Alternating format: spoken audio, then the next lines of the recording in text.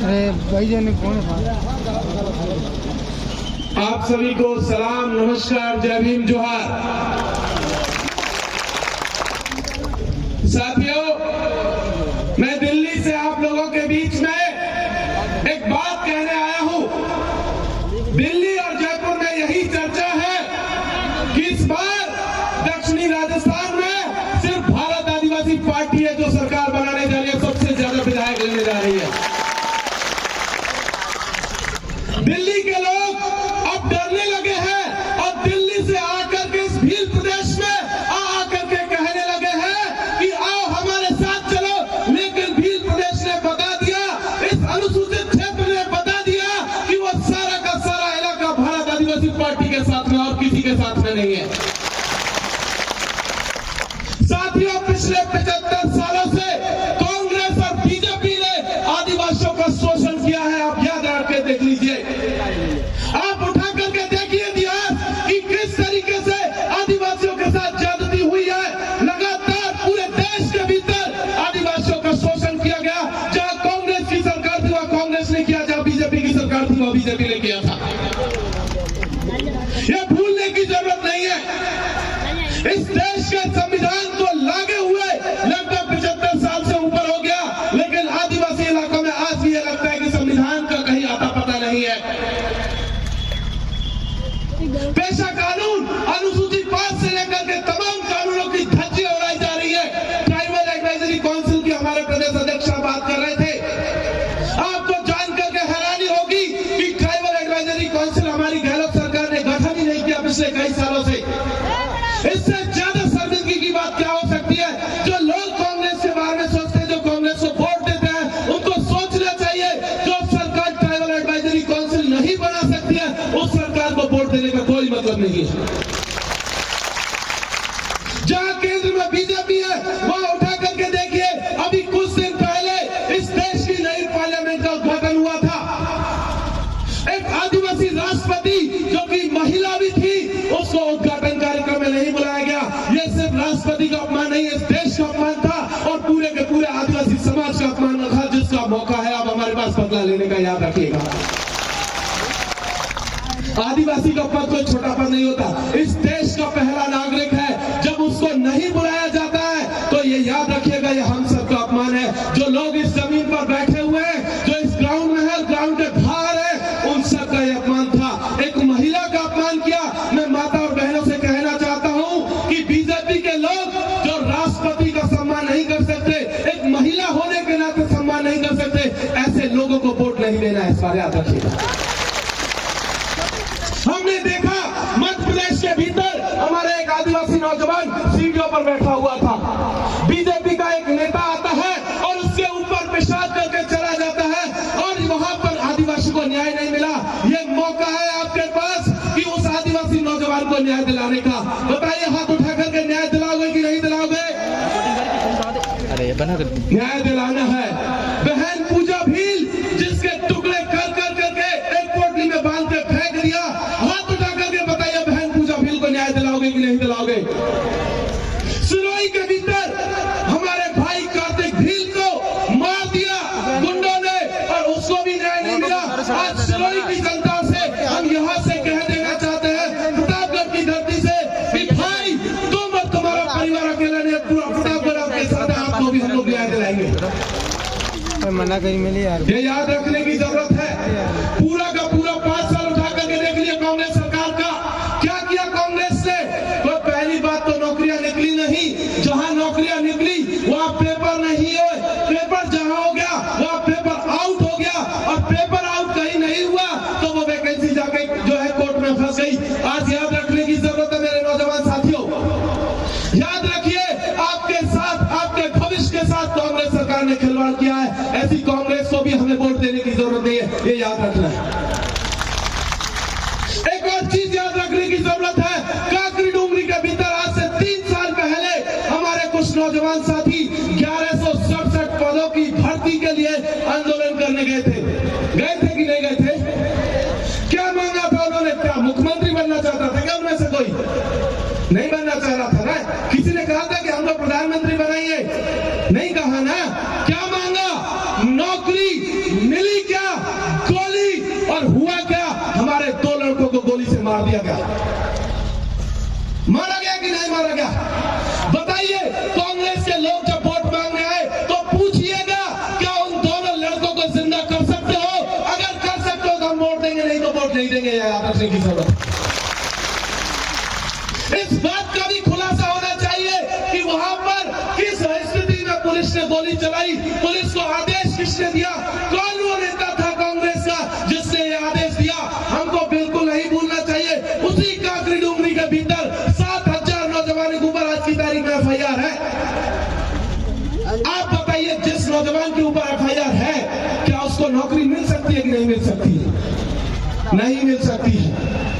याद रख लीजिए, जिसके ऊपर FIR है, एक बार चालान हुआ, उसके बाद याद रखिएगा उसको नौकरी नहीं मिलेगी। मतलब 7,000 नौजवानों का भविष्य कांग्रेस पार्टी ने खतरे में डाल दिया, उनके भविष्य को अंधकार में डाल दिया। और सिर्फ वो 7,000 नौजवान नहीं है, उनके पीछे उनका परिवार भी है। मतलब 7,000 परिवार, और एक परिवार में 5 व्यक्ति भी मान लो तो कितने लोग हो गए भाई? कम से कम 35,000 लोग। अकेली एक FIR ने 35,000 लोगों का भविष्य खतरे में डाल दिया। और जिन लोगों ने हमारे भविष्य को खतरे में डाला, ऐसे लोगों को वोट देने की कतई जरूरत नहीं है भाइयों। आप उठा करके देख लीजिए, बीजेपी की सरकार यहां पर पिछले 35 साल से, पिछला टर्म छोड़ दे तो 35 साल बीजेपी का राज रहा है ना भाई। बीजेपी की सरकार रही ना, बीजेपी की सरकार भी रही, बीजेपी का विधायक भी रहा।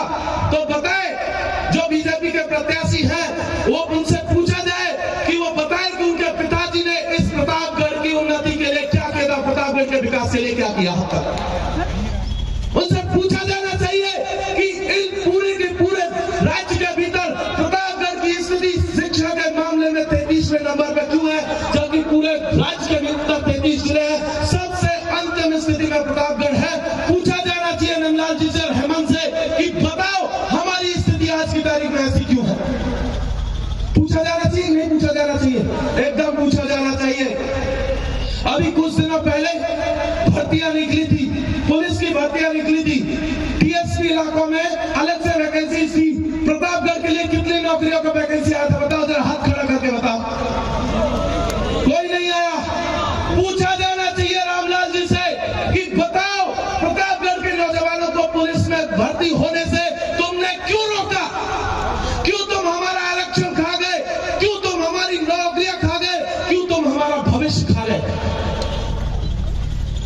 अभी हमारे साथी बता रहे थे कि 5 साल में पूरे प्रतापगढ़ जिले में एक आदमी का बहुत विकास हुआ है, सिर्फ एक व्यक्ति, वो है हमारे माननीय विधायक रामलाल जी का बहुत विकास हुआ है। बोले कि उनका घर कोठी में बदल गया, और कोठी भी बनाई तो राजा महाराजाओं जैसी। पता चला कि 45 लाख की तो लाइटें लगा दी।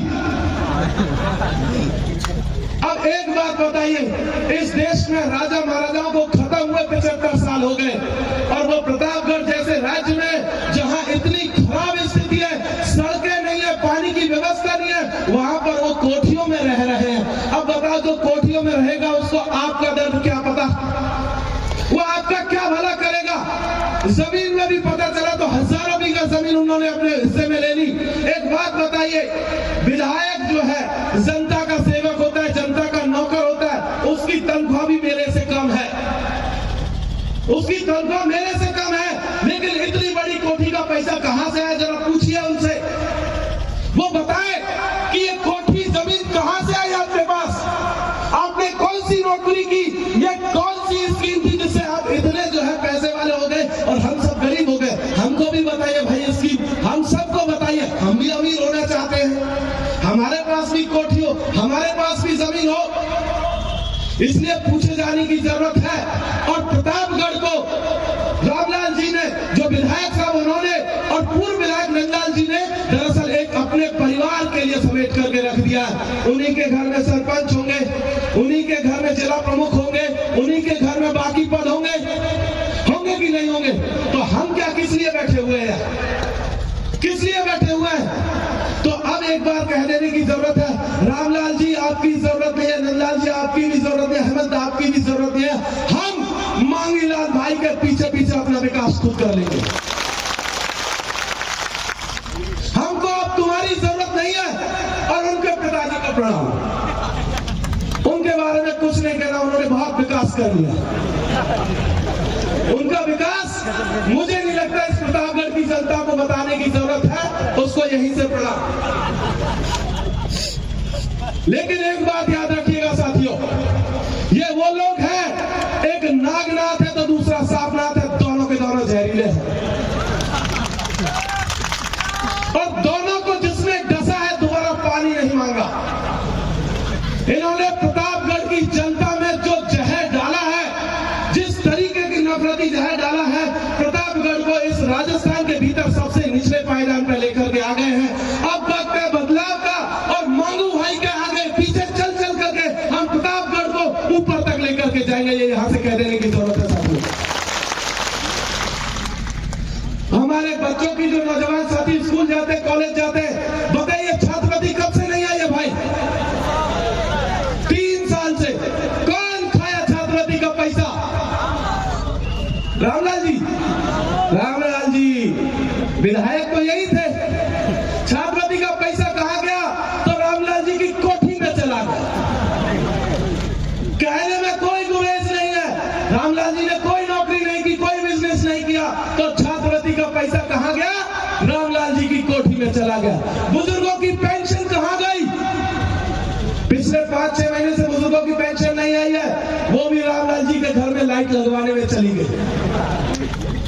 ठीक। और स्थिति यह है, वो कहते हैं कि हमें एक थैली दे रहे हैं, देख रहे होगा ना, एक थैली आती है, वो थैली बड़ी काम की है।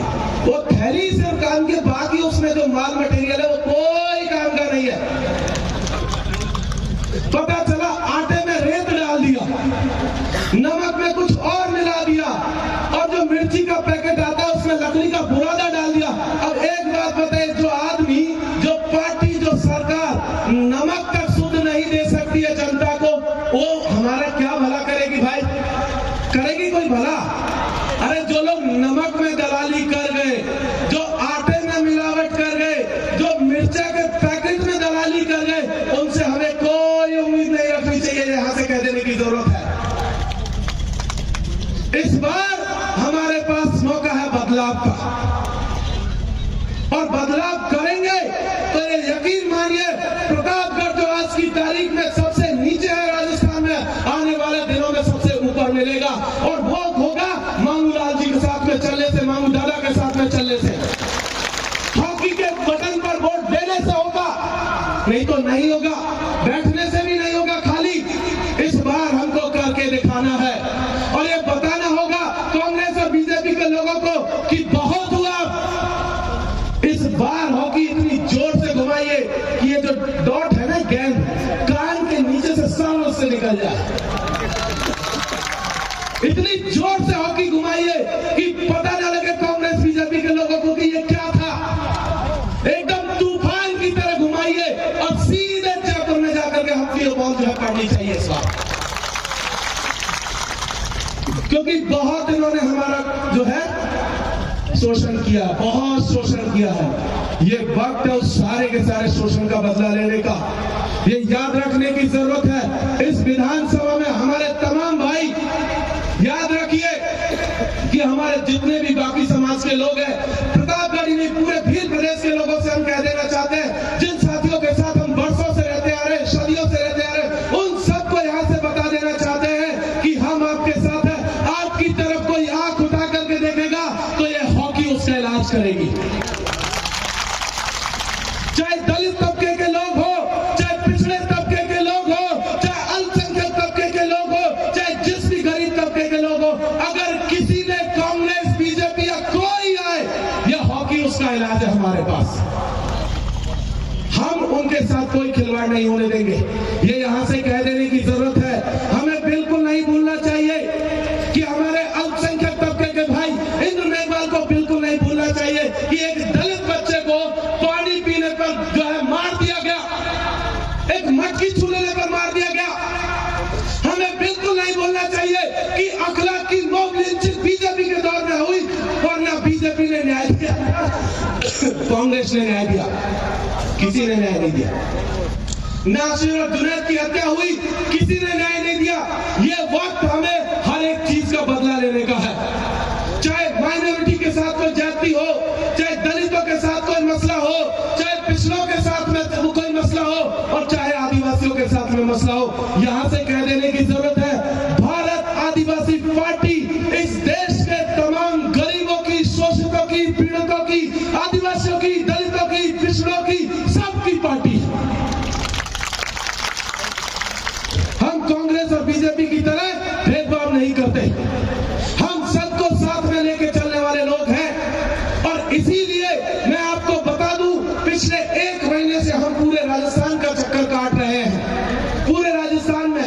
और जहां भी जाओगे तो पता चलेगा तमाम तबके के लोग जिनको भी बीजेपी और कांग्रेस के लोगों ने सताया हुआ है, वो सब के सब भारत आदिवासी की पार्टी, भारत आदिवासी पार्टी के साथ में है, हमारे साथ में है, और हॉकी और जो है डॉट के साथ में। ये याद रखने की जरूरत है साथियों। मैं एक आखिरी बात कह करके खत्म करना चाहता हूं।